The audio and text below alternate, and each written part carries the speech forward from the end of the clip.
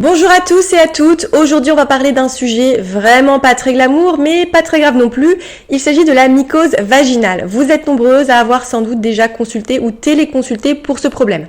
On parle bien de ces petites démangeaisons, de cette odeur de poisson bizarre, ainsi que des sensations de brûlure qui vont avec. Donc on doit la mycose vaginale à un champignon qui est déjà naturellement présent sur la flore commensale de la muqueuse et de la peau, qu'on appelle le Candida albicans. Et en cas de perturbation de la flore, on va avoir une propagation anarchique de ce champignon. Donc pourquoi ce champignon se propage ?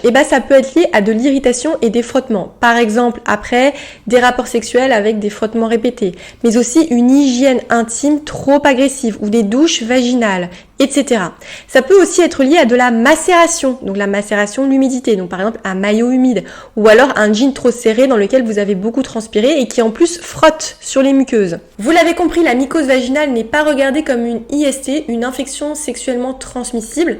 En fait, si elle apparaît parfois après les rapports sexuels et même des rapports sexuels protégés, c'est parce que elle est liée au frottement lors de ces rapports et non pas à une transmission, le plus souvent. Et d'ailleurs, chez l'homme, la mycose, elle est plus rare et elle se manifeste par une inflammation du gland, on parle de balanite.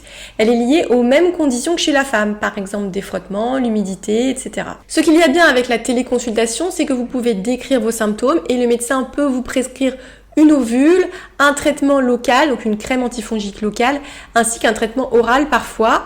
Néanmoins, en général, il va vous orienter vers un gynécologue et il peut aussi vous prescrire des examens complémentaires pour s'assurer qu'il n'y a rien, évidemment. L'essentiel, c'est vraiment de ne pas laisser traîner.